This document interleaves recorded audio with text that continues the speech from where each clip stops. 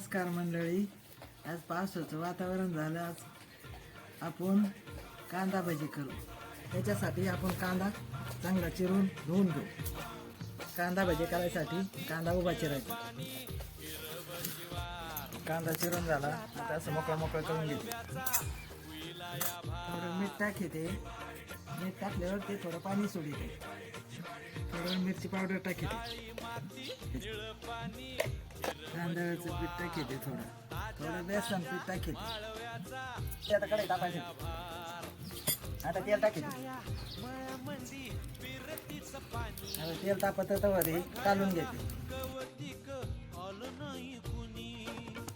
आता तेल तापलं. आता याच्यात भजी सोडायची.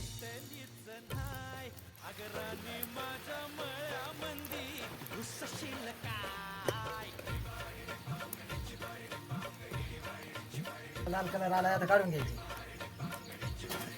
थोड्या मिरच्या तळून घेते.